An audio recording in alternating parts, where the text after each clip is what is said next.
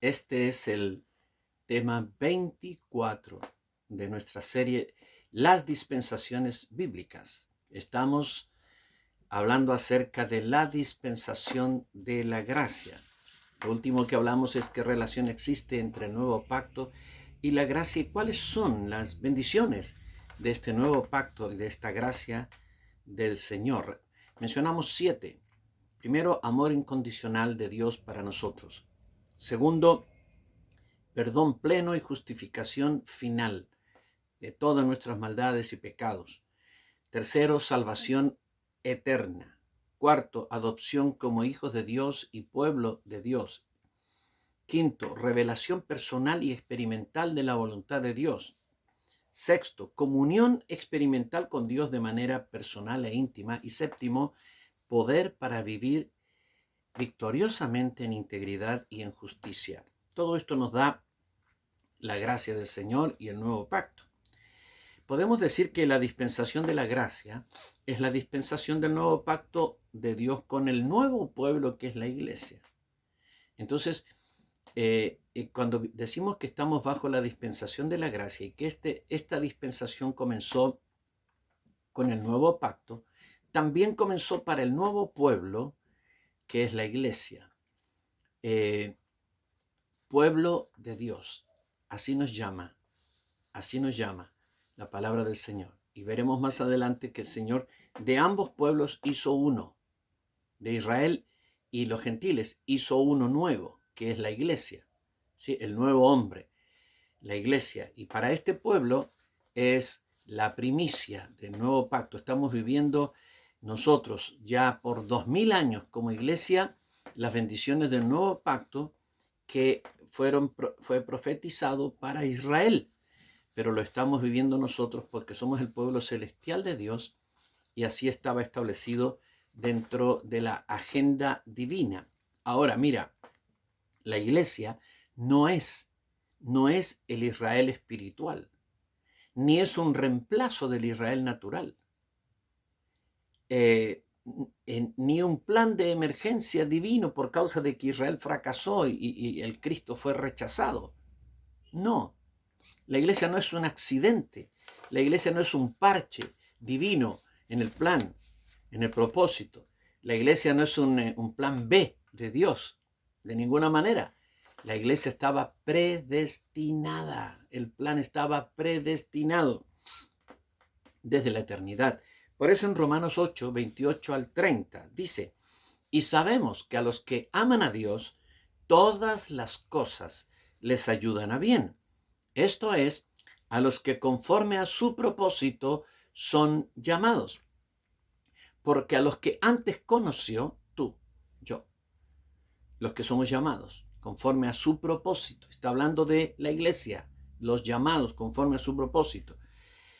A los que antes conoció, nosotros, también los predestinó para que fuesen hechos conformes a la imagen de su Hijo, para que Él sea el primogénito entre muchos hermanos. Y a los que predestinó, a estos también llamó. Y a los que llamó, a estos también justificó. Y a los que justificó, a estos también glorificó. Ahora, tomémonos una licencia y pongámonos nosotros en primera persona, en plural, ¿no? Dice, sabemos que a los que aman a Dios, todas las cosas les ayudan a bien. Esto es, a los que conforme a su propósito son llamados, a nosotros.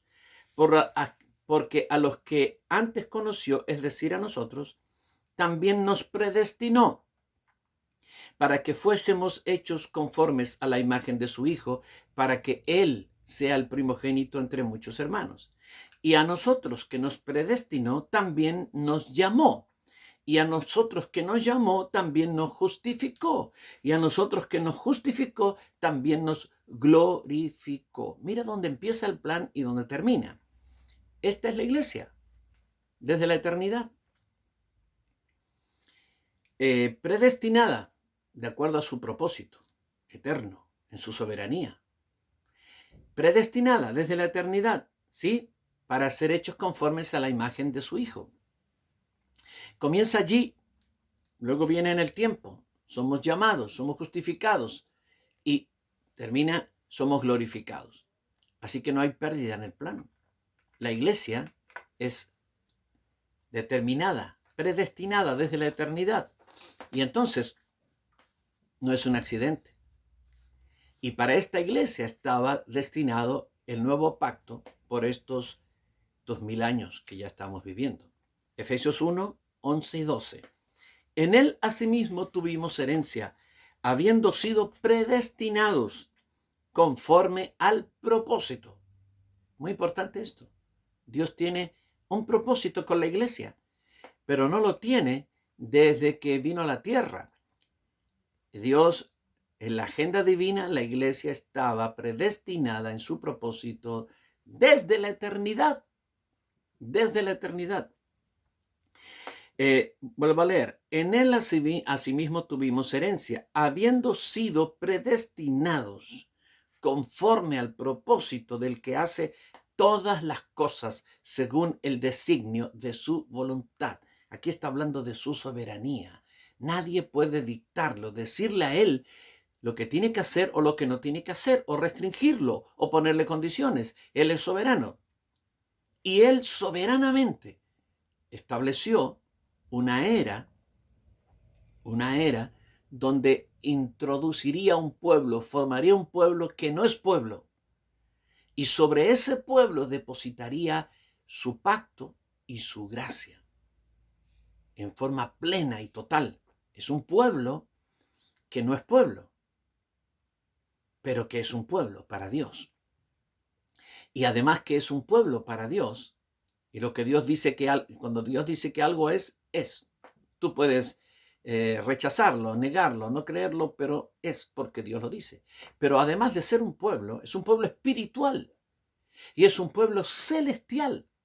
Por eso nos llama los celestiales. Y por eso el Señor le dijo a sus discípulos, ustedes no son del mundo, como tampoco yo soy del mundo. Nuestro origen no está en el mundo. Nuestra ciudadanía no está aquí. Somos ciudadanos del cielo. De allá vinimos y allá regresaremos. Entonces, estábamos predestinados para aparecer, emerger, manifestarnos en este tiempo, en este mundo, como iglesia del Señor. La gracia, entonces, que nos ha sido concedida por el Señor, estaba incluida en el nuevo pacto que Jesucristo estableció, que validó, que selló por medio de su sangre en la cruz. Esa gracia estaba completamente comprometida dentro de ese pacto que el Señor hizo en la cruz del Calvario. Ahora, el nuevo pacto es la garantía de que esa gracia es incondicional, la garantía de la incondicionalidad de la gracia que hemos recibido. La gracia que hemos recibido del Señor en esta era es gracia incondicional, conferida por Dios a los que son de Cristo. Gracia incondicional, sin condiciones, una gracia sin condiciones. Así como el nuevo pacto es incondicional, así también la gracia que se nos otorga es incondicional. Bajo el antiguo pacto, los hombres recibían la salvación y la misericordia de Dios si cumplían ciertas condiciones y si se mantenían haciéndolo. Podemos decir entonces que bajo la ley, la salvación y la bendición era por obras, como lo dice Pablo. El pacto estaba establecido sobre el hecho de que el hombre cumpliera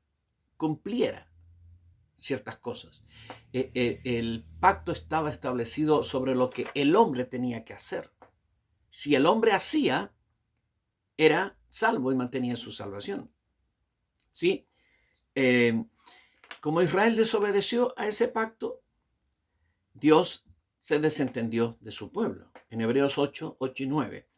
Porque reprendiéndolos dice, he aquí vienen días, dice el Señor, en que estableceré con la casa de Israel y la casa de Judá un nuevo pacto, no como el pacto que hice con sus padres el día que los tomé de la mano para sacarlos de Egipto, porque ellos no permanecieron en mi pacto y yo me desentendí de ellos.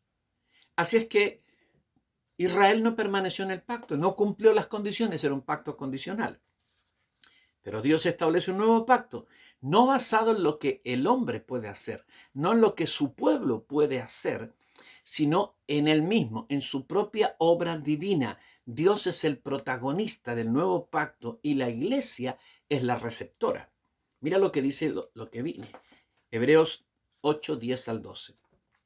Por lo cual, este es el pacto que haré con la casa de Israel. Después de aquellos días, dice el Señor, y mira cómo acentuemos esto. Pondré mis leyes en la mente de ellos. ¿Quién lo pondrá? Dios. Y sobre su corazón las escribiré. Lo hará Dios. Él lo hará. Y seré yo, Dios, seré a ellos por Dios. Me revelaré, seré su Dios. Y ellos me serán a mí por pueblo. Haré que me sean pueblo. ¿Sí? Y ninguno enseñará a su prójimo, ni ninguno a su hermano diciendo, conoce al Señor, porque todos me conocerán. ¿Cómo es esto? Todos me conocerán. ¿Cómo será que todos conocerán al Señor? ¿Cuántos tomos y miles de libros o experiencias tienen que tener para que esto se produzca? Ninguna. No. Conocerán al Señor porque el Señor se revelará. Se nos revelará en lo que nos sucede ahora. Porque todos me conocerán, desde el menor hasta el mayor de ellos. Porque seré propicio a sus injusticias. Yo seré propicio. Seré propicio. No los castigaré por sus injusticias. ¿Sí? Los perdonaré. Los perdonaré y nunca más me acordaré de sus pecados y de sus iniquidades. Si observas con atención, todas las acciones del nuevo pacto las realiza Dios en primera persona. Él es el protagonista de toda la obra en la vida de los que reciben este nuevo pacto. Él. Lo dice en otro lugar, llegará un día en que esparciré agua y los lavaré y les daré un corazón nuevo, un corazón de carne, y haré que anden en mis mandamientos. Haré que anden en mis mandamientos. Yo haré.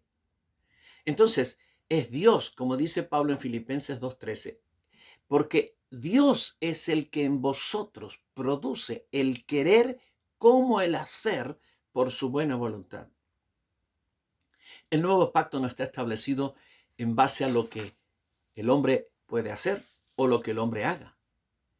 Yo conozco una posición que dice que la salvación es por gracia, pero el mantener la salvación es por obras. Es decir, tú eres salvo solo por creer en Cristo, arrepentirte, bautizarte. ¿Sí?